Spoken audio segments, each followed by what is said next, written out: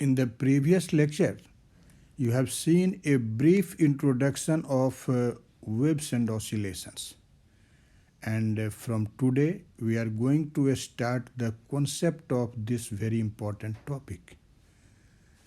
Actually, the first chapter which we are going to discuss is a very important concept, is a very basic concept of this subject, and this is regarding simple harmonic motion.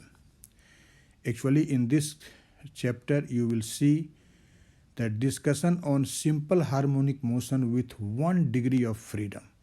When you say 1 degree of freedom, that means the motion will be described in terms of only one quantity. As in a case of simple pendulum, you can see the quantity will be the angular displacement. In a spring mass system, you will see that the quantity will be the linear displacement x. And in case of oscillatory LC circuit, the charge will play the role of such a quantity. So if motion is described in terms of only one quantity, then it is called the motion with 1 degree of freedom. So our discussion on simple harmonic motion in this chapter will be restricted to only motion with 1 degree of freedom. Okay. But you will see that actually this simple harmonic motion is just a special case of oscillatory or vibratory motion. And on the other hand, the oscillatory or vibratory motion is a special case of periodic motion or harmonic motion. So before knowing about simple harmonic motion, we have to know something regarding the periodic motion and the oscillatory motion. And after that, we can clearly understand the concept of simple harmonic motion. Okay. So let us start to know what is a harmonic motion or a periodic motion. When you say periodic motion, it means a motion which repeats itself after a regular interval of time. So you can say that if a particle executes a motion and that motion is repeated after a regular interval of time, then such a motion is called periodic motion, or it is also called harmonic motion. And the minimum time interval after which the motion is repeated, that is called time period of the motion. When you say motion is repeated, what does it mean? It means all the parameters describing the motion will become same. So when you say that a particle repeats its motion after a certain time, which is called time period, that means a particle will be at the same position as it was before. Its velocity becomes same, its acceleration becomes same. Position, velocity, acceleration, these are different parameters of motion. So when all these parameters will become same, then you say that motion has been repeated. And the minimum time taken in this process is called time period of the periodic motion. Okay. In fact, you will see that in case of periodic motion, definitely a force will act on the particle. It means periodic motion is never force free. It always takes place under some force. Okay. And this force always acts towards a fixed point. There will be definitely always a fixed point towards which the force will act, and only then periodic motion can take place. If there is no force acting on a particle, its motion cannot be periodic. Okay. Another important fact regarding this periodic motion is this, that this periodic motion may be rectilinear. It means periodic motion may take place on a straight line, or it may take place along a closed curve or open curve. So in case of periodic motion, the path of motion may be a straight line, it may be a closed curve, or it may be an open curve. All these facts you can illustrate by some examples which I have mentioned here. You can see in this first figure I have shown the motion of a piston in a cylinder in an automobile engine. You have definitely seen this thing in your practical life. As you can see, there is a cylinder and this is a piston, and this piston is moving up and down in this cylinder, as you can see in an automobile. I have marked this motion of this piston by this arrowhead. So this piston performs the periodic motion, and in fact this periodic motion takes place always along this straight line. So this is just an example of a rectilinear periodic motion. And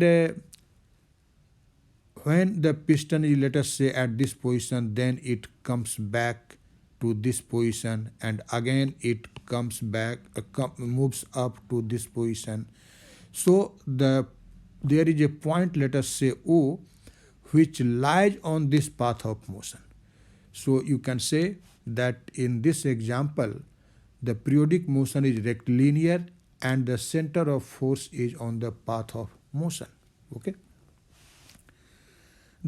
Another very important example of periodic motion is the motion of a planet around the sun. You know, all the planets revolve in elliptic orbit around the sun under the gravitational force provided by the sun. So I have shown in this figure, there is a planet here, let us say planet is P, and this S is our sun. The sun exerts gravitational force F on the planet, and the planet revolves around this elliptic orbit. In this example, you can see the orbit described by the planet is an ellipse, which is a closed curve. Okay, so this is an example of periodic motion taking place on a closed curve, and always this force F acting on the planet acts towards the sun, towards the point S. So where the planet moves, but force always acts toward the sun. So the criteria that force will act towards a fixed point gets satisfied here, you can see. In fact, similar motion of an electron takes place about the nucleus, and that is also an example of a periodic motion. But here you can see that planet moves along this elliptic orbit, and sun is situated at one of the foci of the ellipse. Okay, and you know, the foci of the ellipse, or the position of this sun, is not on the orbit, not on the path of motion of this planet. Okay, and so you can say in this case the center of force, that is the point towards which the force is acting, that does not lie on the orbit or on the path of motion. So this is an example of a periodic motion in which the path is closed and the center of force does not lie on the path of motion. Okay, I think it is clear to you. Now let us consider the third example. In this figure I have shown there is a bowl. It means in Hindi you say it katora, and this A is a small sphere, and we consider that this ball, the surface of the ball is smooth. When you release this ball from its initial position shown in this figure at point A, then you can see about this lowest point O, the ball will repeat its motion.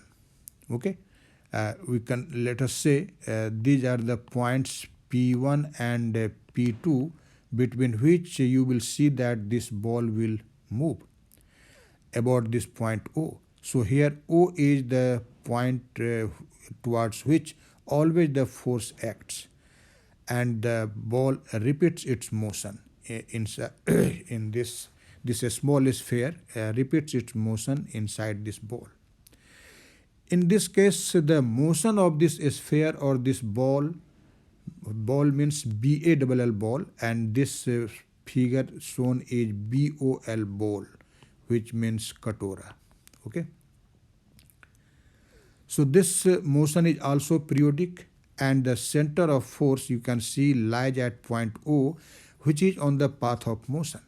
So this is an example of a periodic motion, but here the path of motion is not a straight line, okay, and neither a closed curve. It is an open curve. So this is an example of periodic motion with open curvilinear with path of motion open curve, and center of force lies on the path of motion. Okay. Now see this fourth example. This is a common example of classical physics to deal with the periodic motion or oscillatory motion. This is just a spring mass system. You can see there is a spring here, and one of the ends of the spring has been clamped to a wall. This is wall. A wall means a body of infinite mass. Okay, and the another end is connected to a block of mass m, as you can see, and this ball is lying on a smooth surface. In fact, when the spring is in its natural length, then this ball experiences no force.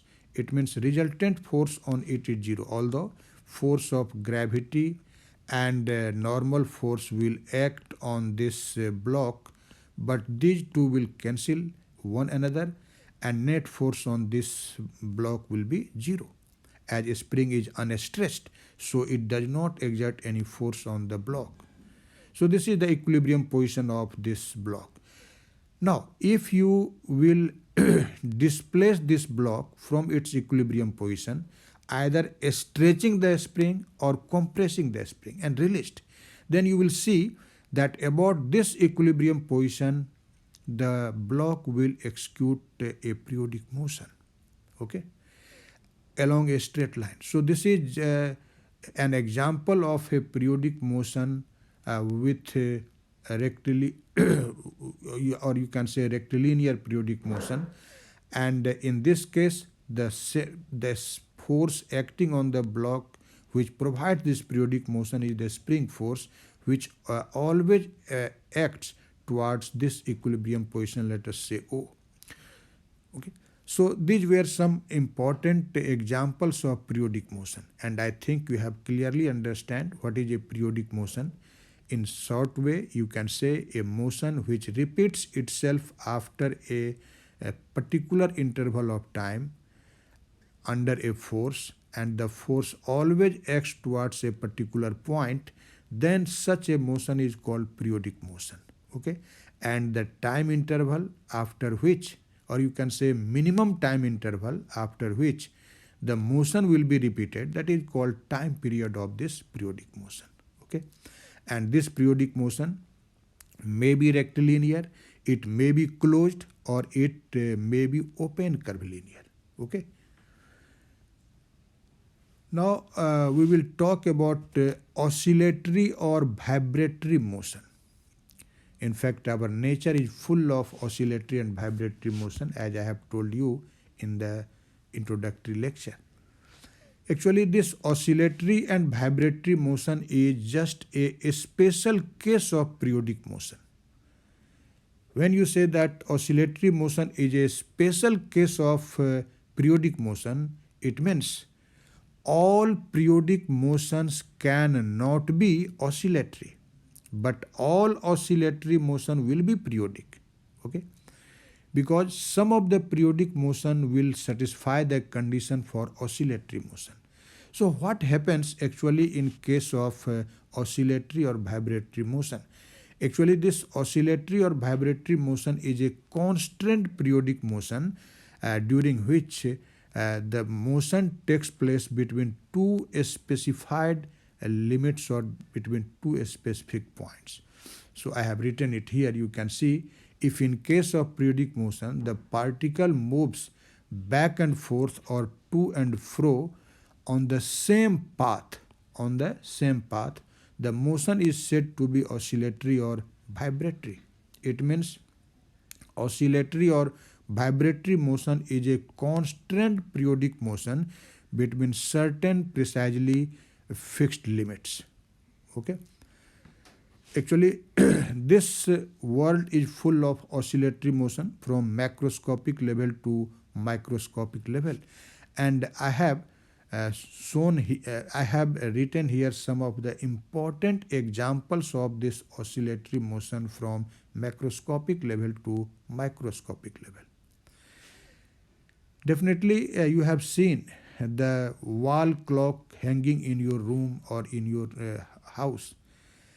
Actually, the balance wheel of that watch performs the oscillatory motion. Definitely, you have been watched. Again, the motion of a piston in an automobile engine, which you have seen just, that also performs an oscillatory motion. You have seen the motion of a needle of sewing machine, and that sewing machine you can see moves up and down through this point O. And so the motion of needle of a sewing machine is also an example of oscillatory or vibratory motion. Similarly, it is found on microscopic level that in a solid, molecules vibrate or oscillate about the fixed lattice sites. When you have studied Device theory of a specific heat of solids, Einstein's theory of a specific heat of solids, there you will find this idea that actually the molecules of a solid are not static, but they are in oscillatory motion. They oscillate about the lattice site.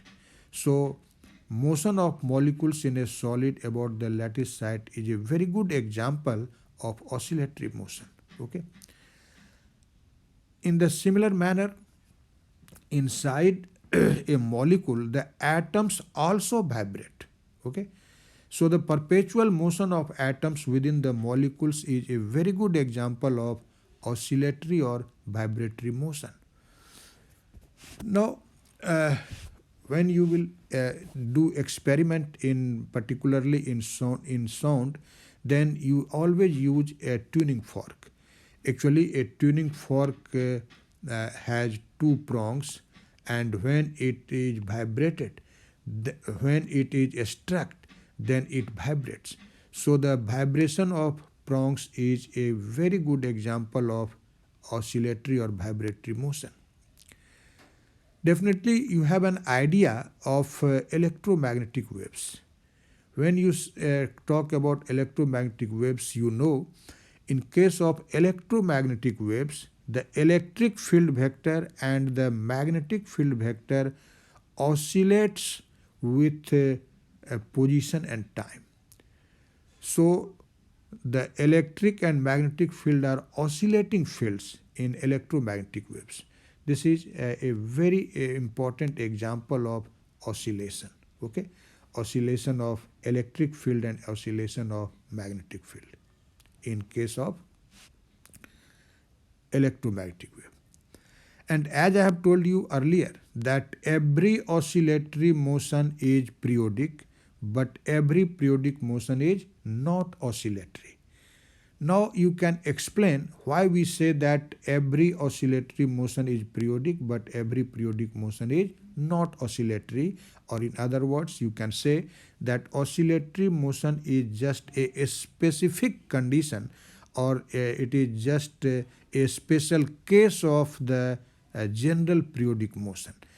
From this example, I would like to explain it.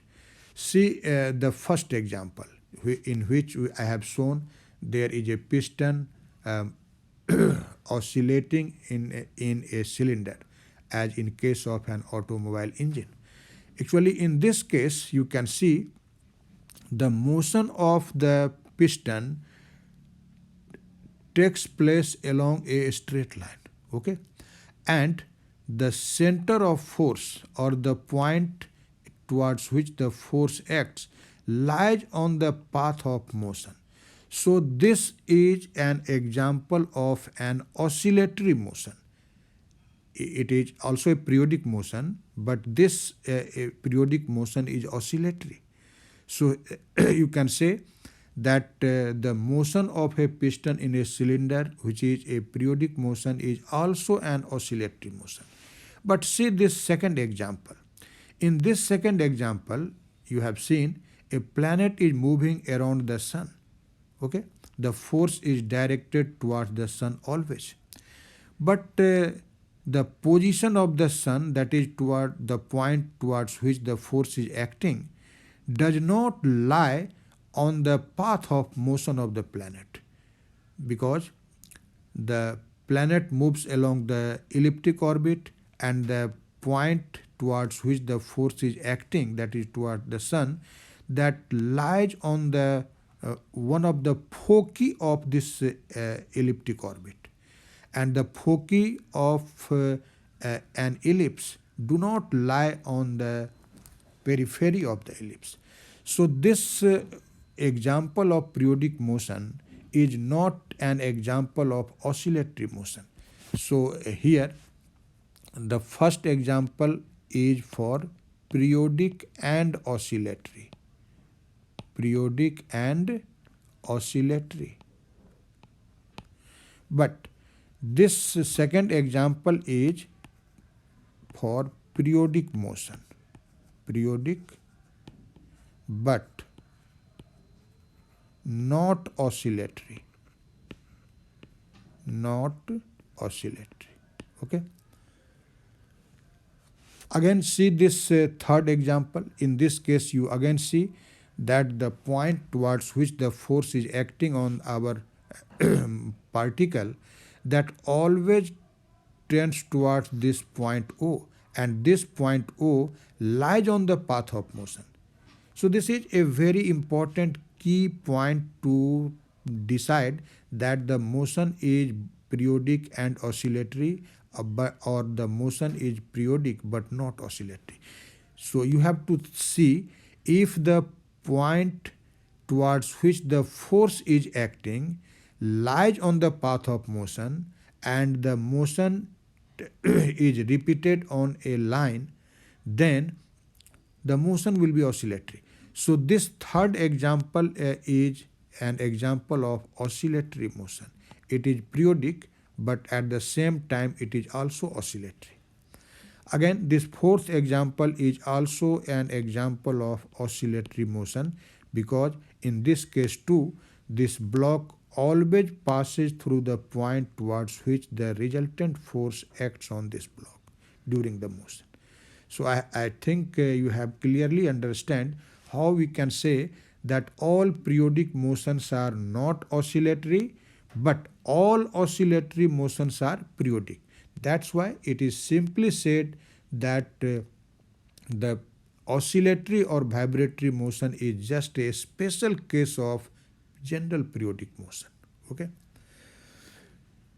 Now we are coming to the point which is our aim to discuss, and this is regarding the simple harmonic motion. Okay. This is our subject matter actually. In fact, this simple harmonic motion, you can say, is just a special case of oscillatory motion. As you have seen that oscillatory motion always takes place under some force, and that force always acts towards a fixed point on the path of motion. Okay. Now the nature of this oscillatory motion depends on the fact that how this force varies with the displacement of the particle.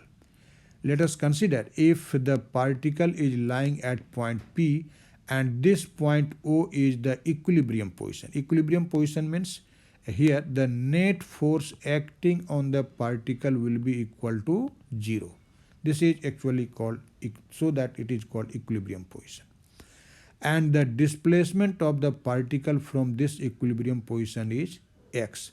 And as you know, in case of oscillatory motion, this force always acts toward this fixed point O. Okay.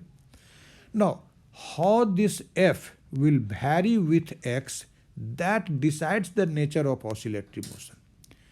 In fact, there may be two situations. If this F varies with x in a linear manner, that is, the graphical plot of F in against of x will be a straight line, then the oscillatory motion will be simple harmonic motion. But if F varies non-linearly with x, it means you can say that F is proportional to, let us say, x square, or it is proportional to x cube, and so on. Then F will vary non-linearly with x. In this condition, motion will be oscillatory but not simple harmonic motion. So for the simple harmonic motion, there is a necessary and sufficient condition that the force under which this motion takes place, actually that force is called restoring force. That restoring force must vary linearly with the displacement. When you say that force, the motion is taking place under force, it means you are talking about linear SHM. But this motion may take place under a restoring torque.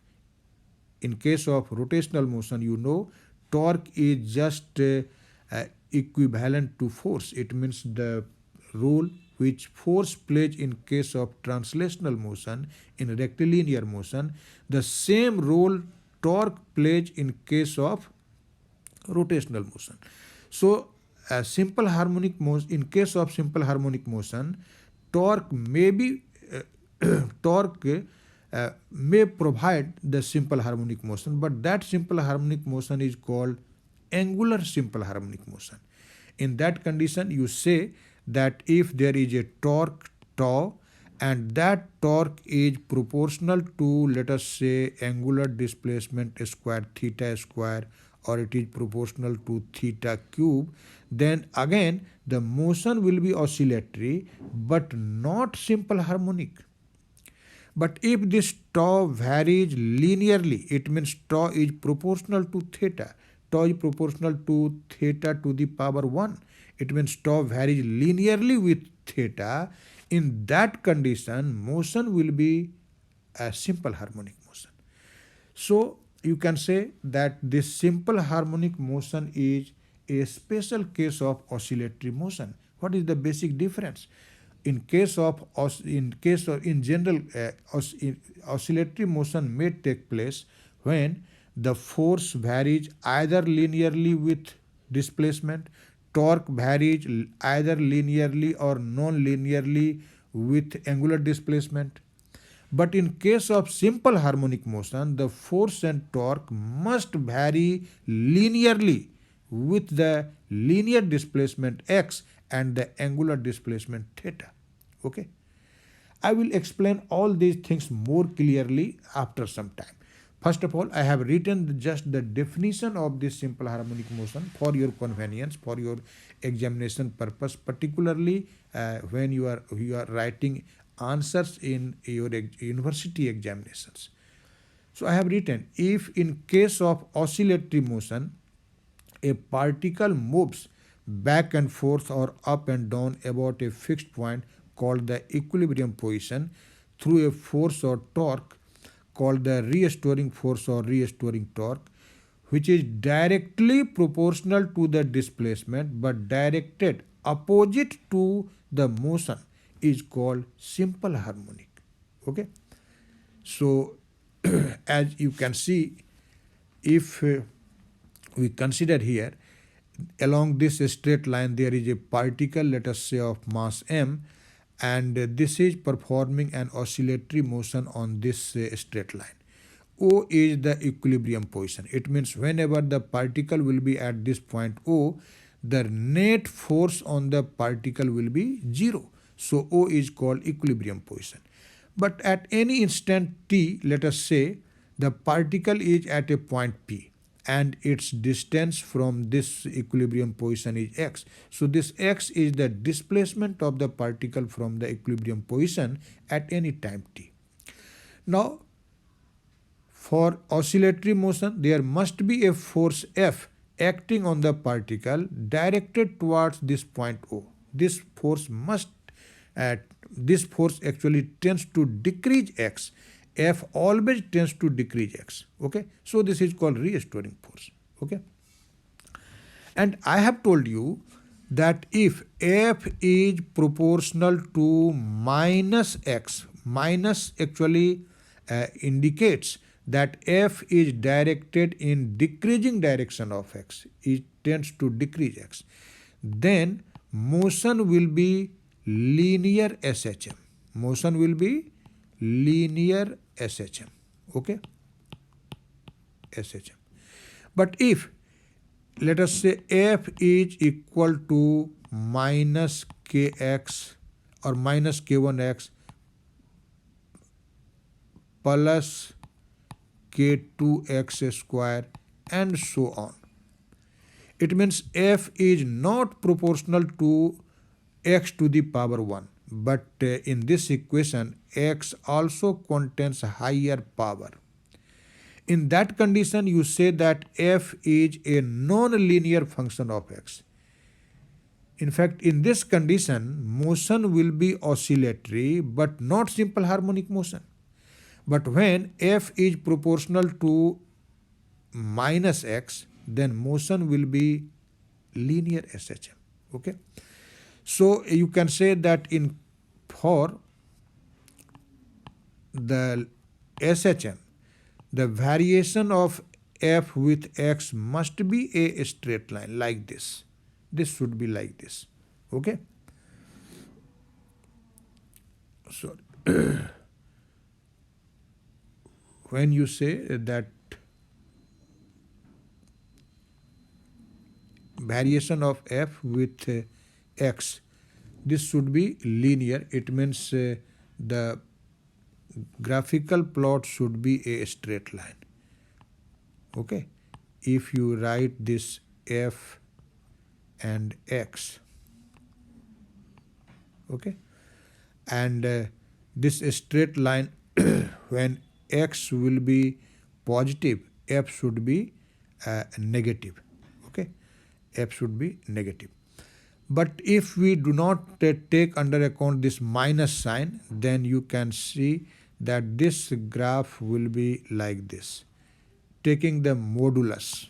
Okay, so if F varies linearly with x, then you can say that motion will be simple harmonic. Similarly, see the second figure.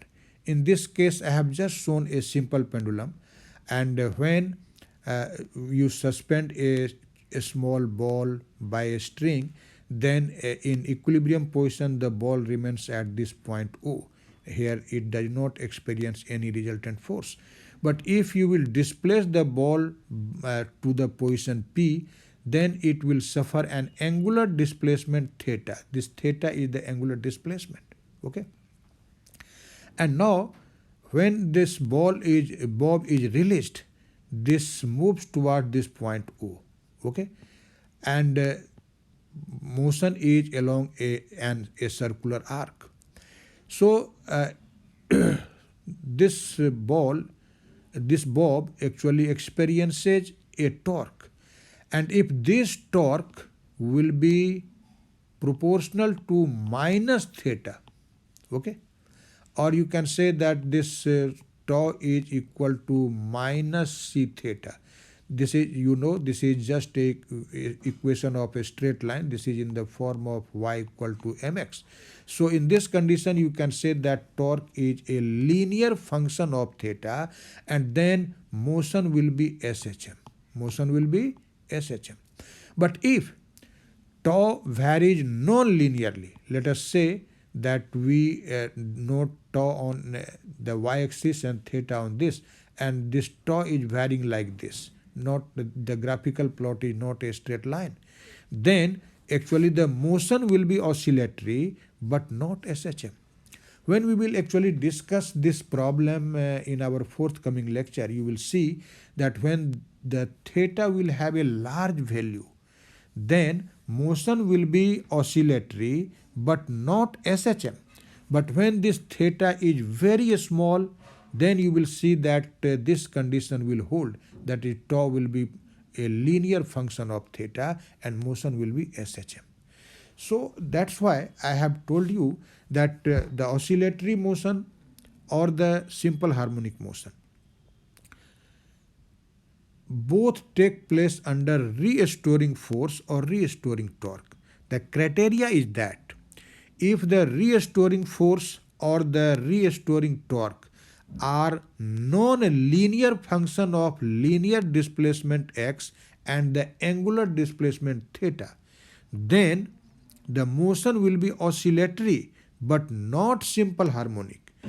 But if the force, restoring force or the restoring torque is a linear function of the linear displacement x or the angular displacement theta, then that oscillatory motion will be called a simple harmonic motion. That's why we simply say that this simple harmonic motion is just a special case of what? Oscillatory motion.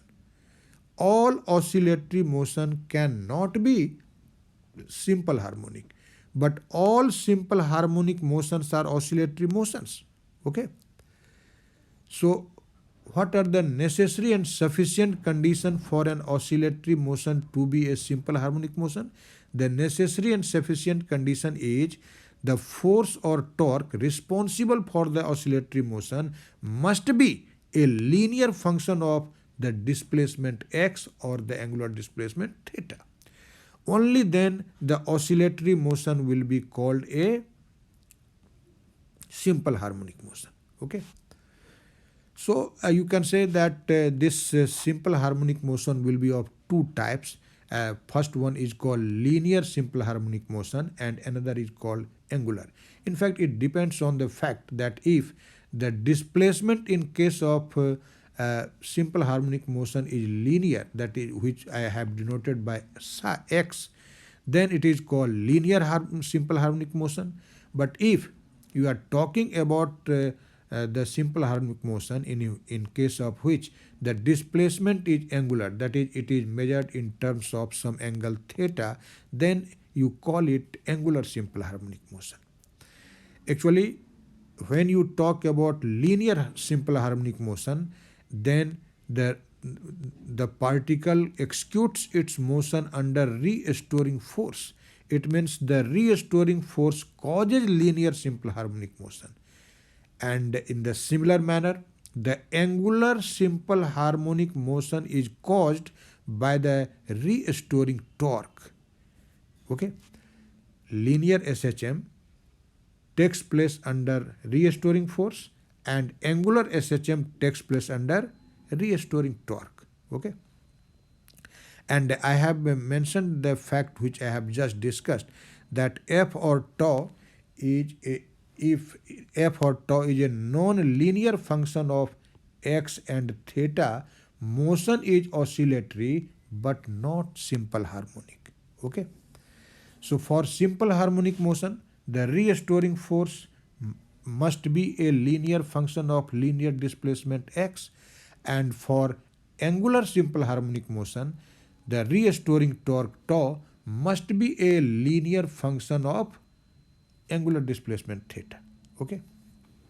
This is the necessary and sufficient condition for SHM. Okay?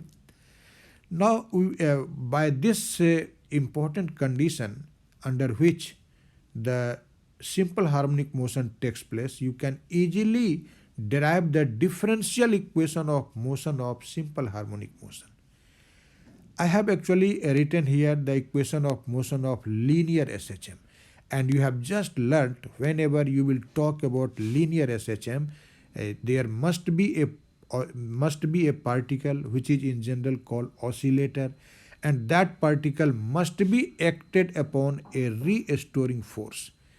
When you say restoring force, that does not mean any particular type of force like a friction force, electromagnetic force, or any other force. But it may be a force of friction, it may be a spring force, it may be electrostatic force, any force which provides a particle an oscillatory motion or simple harmonic motion, that is called restoring force in that case. So whenever you use the term restoring force, never be confused that it is a type of force like gravitational force, electric force. No. Gravitational force may be a restoring force. This is just like centripetal force. You know, centripetal force is not any particular type of force. Any force which provides a particle's a circular motion, that is called a centripetal force in that context. Similarly, any force that may be an electrostatic force, that may be a gravitational force, that may be a force of friction, if it provides a particle simple harmonic motion or in general oscillatory motion, that is called restoring force. Okay, so don't think that restoring force is a particular type of force. Okay, and this force or the torque must be a linear function for the motion of particle to be simple harmonic motion. And for this we consider this, see this figure. I have just shown in this first figure that there is a particle of mass executing motion about this equilibrium position O. O is the equilibrium position where net force on the particle is 0. And at any instant of time, its linear displacement is x and the particle is lying at point P. And the restoring force acting on the particle is F. As you have just learnt, the motion of this particle will be a linear simple harmonic motion only when this F will be a linear function of x. It means F will be proportional to x. We impose minus sign to to indicate the direction of this force. Okay.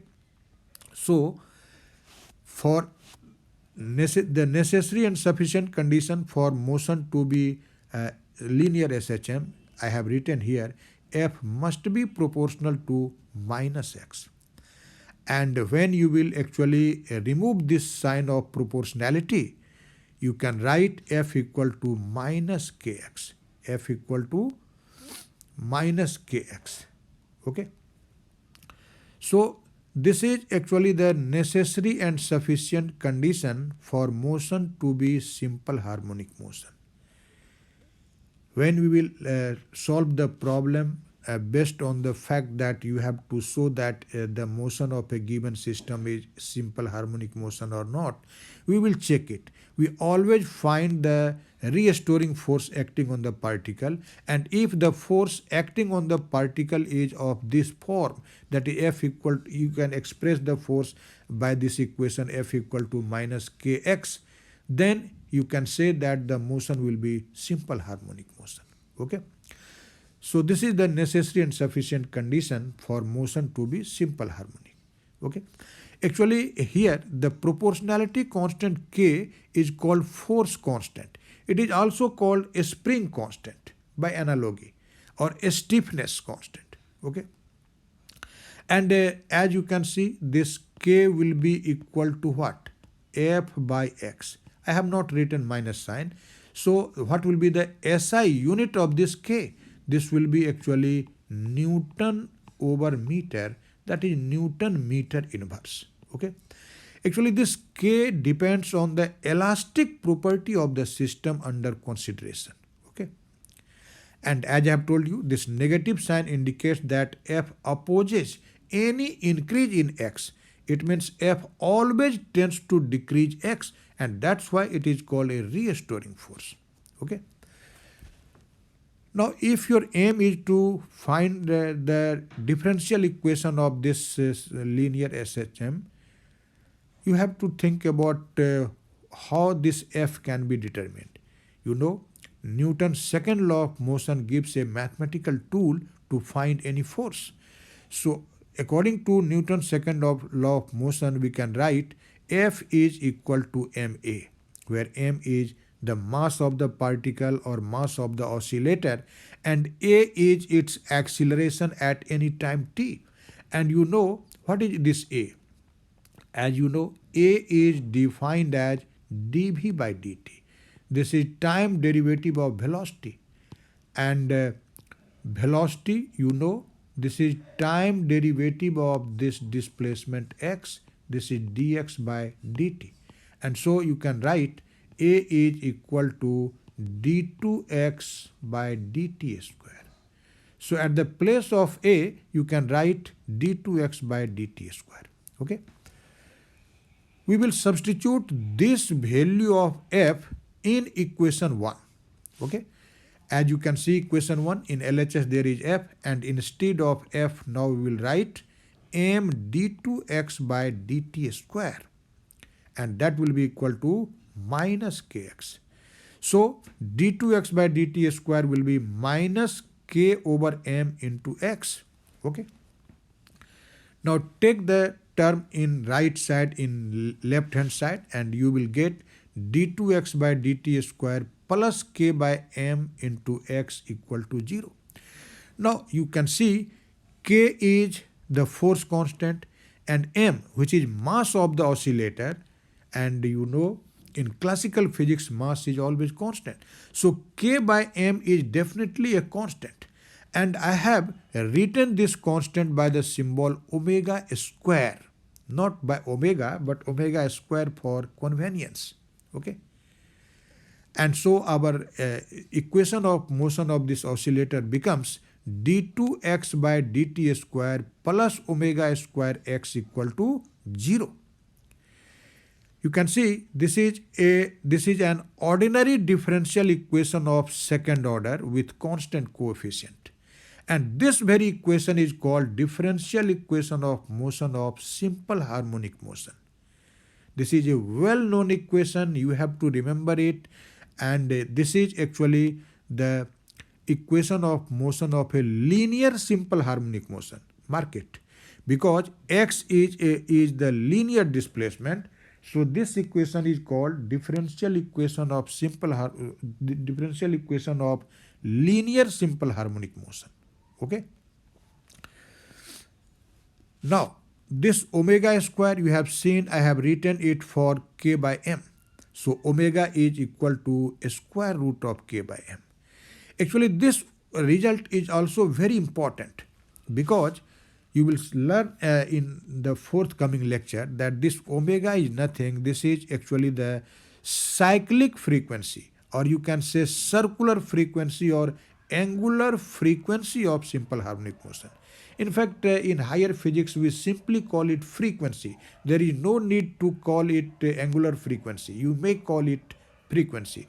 But for beginners in lower physics, we always differentiate between frequency and angular frequency. But in higher physics, we do not differentiate it, because you will see why we do not differentiate. Actually, so this equation B defines the angular frequency of simple harmonic motion, and that angular frequency is a square root of k by m. This is also a very important result when you will solve the numerical problem and you have to find the angular frequency. You can use this result. Okay. Actually, in different problem, the value of k will be different, and you will obtain the value of k by writing equation of motion and substituting that value of k in this very equation. You can easily get the angular frequency of simple harmonic motion in that physical problem. Okay. Now you know when we talk about frequency, so this angular frequency and the regular frequency nu are related by this relation. Definitely you have an idea of it. This nu is called frequency, or this is regular frequency, and this is related to the angular frequency by the relation nu equal to omega by 2 pi. You can see it here. 2 pi is a constant, and you know when we divide a physical quantity by any constant, or we multiply a physical quantity by any constant, the nature of the quantity does not change, only value changes. Since 2 pi is a constant factor, so the nature of nu and omega will be same, although values are different. That's why I have told you that in higher physics, omega is called frequency. There is no need to write the adjective angular or cyclic or circular. You can call it frequency. But here, this lecture is meant for beginners, so I have written here nu for frequency and omega for angular frequency. Okay. So nu is equal to omega by 2 pi. So now substitute the value of omega from equation B and you can see nu will be equal to 1 over 2 pi times a square root of k by m. This is also a very important standard result, and you can use this formula in solving the numerical problems, and you will see such examples in my forthcoming lectures. Okay, so remember it. Now we will talk about the time period. Actually, time period is the minimum time after motion is repeated. Let us say that about this point between about the point O, between points P1 and P2, a particle is executing SHM. When a particle moves from one extreme position to another and again returns to it, then we say that one oscillation has been completed. Okay? Or in other words, you can say when a particle moves from the equilibrium position to the extreme position P1, again it reaches to another extreme position and comes back to the equilibrium position, then it is also called one oscillation. Time taken in this one oscillation is called time period. And what is frequency? Frequency means number of oscillations per second. Per second. So if nu is the if t is the time period, it means in time t, one oscillation takes place. One oscillation takes place in time t, if t is the time period, because t is the time taken in one oscillation. So in 1 second, what will be the number of oscillations? This will be 1 by t. And in accordance with definition, the number of oscillations per second, that is called frequency. So this 1 by t is frequency. So nu is equal to 1 over t. And we simply say that reciprocal of time period is called frequency. And so time period will be the reciprocal of frequency. So I have written here, you can see t is equal to 1 over nu. Okay. And you have obtained the value of nu just now. So when you will substitute the value of nu, you will get t equal to 2 pi times root over m by k. This is the most important formula for finding the time period of a particle executing simple harmonic motion, particularly linear simple harmonic motion. This formula will be always used. So must remember it. Okay. And how easily we can obtain the expression for these quantities, you can see. Okay.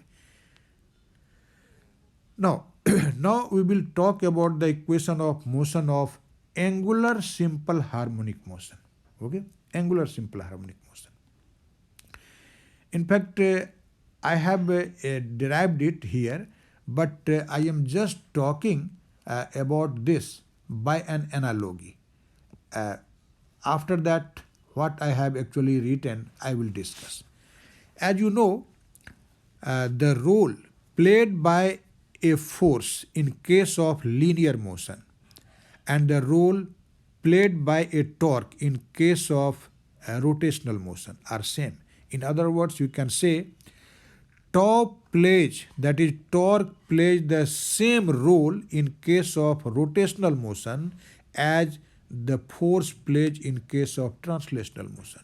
So whenever we switch over from translational motion to rotational motion in our physical equations, we always write tau at the place of f. Where there is f, you should replace it by tau if you are talking about now rotational motion. Okay.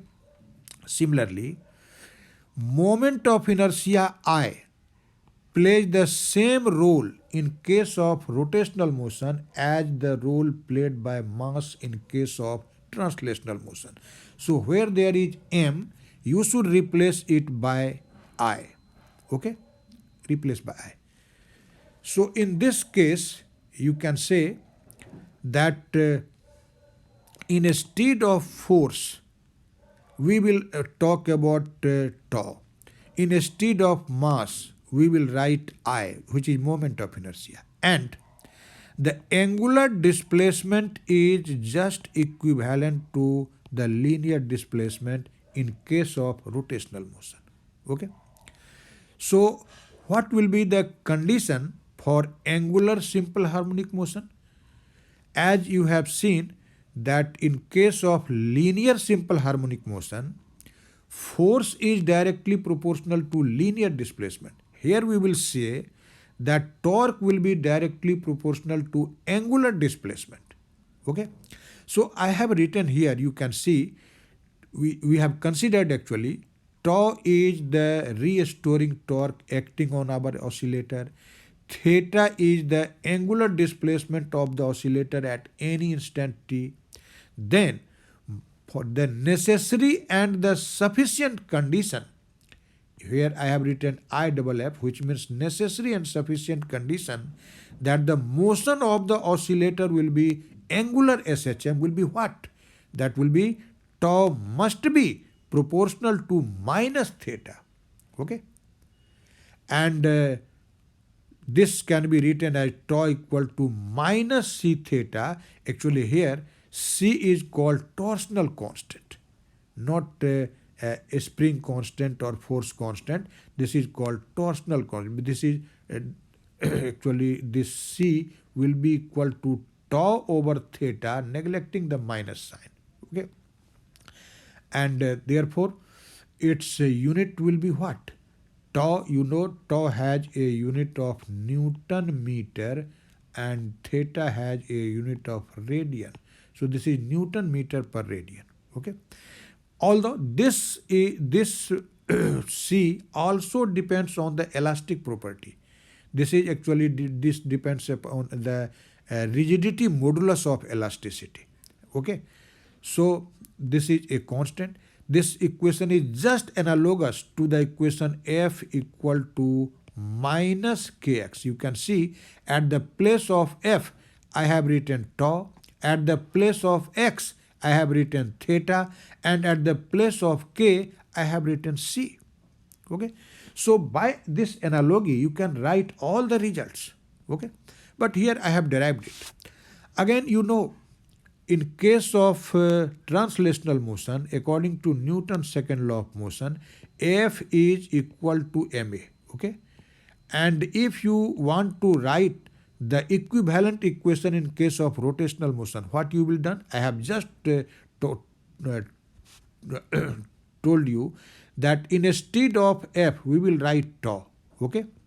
Instead of m, we will write I, moment of inertia. And a is the linear acceleration, and you have to write angular acceleration alpha here. So, in case of rotational motion, Newton's second law, according to Newton's second law of motion, tau is equal to I alpha, where I is the moment of inertia of the particle or the oscillator about the axis of rotation. So according to Newton's second law of motion for rotational motion, you can say that this tau is equal to I alpha, and as you have seen that A is equal to d2x by dt square. Okay. And you know by analogy that at the place of x, we should write now theta. So this will be I d2 theta by dt square. Okay. So now tau is equal to I times d2 theta by dt square, where this d2 theta by dt square has been written at the place of alpha, which is angular acceleration of the particle. Okay.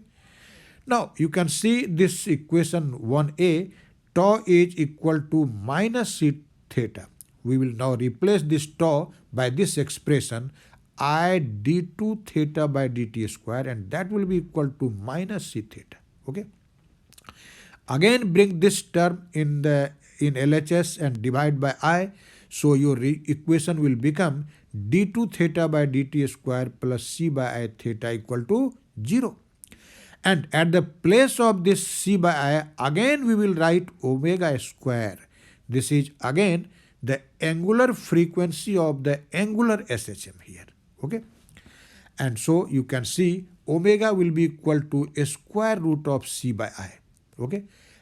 Earlier in case of linear SHM you have written this omega is a square root of k by m. All results can be written by analogy. Instead of k, you have to write c, and at the place of mass, that is, when you say mass, that means inertia, and at the place of inertia you have to write I, which is moment of inertia. So omega is a square root of this much, and so you can write what will be nu. Nu is omega by 2 pi, and so this will be 1 over 2 pi a square root of c by I. Okay, and t will be 2 pi root over I by c.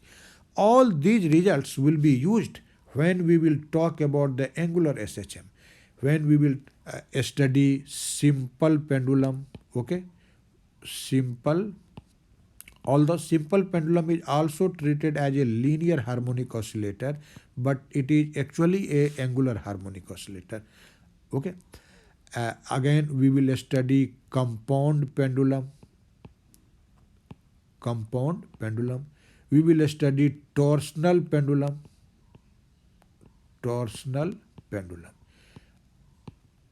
In all these cases you will see that the system will perform angular SHM, and these results will be directly used.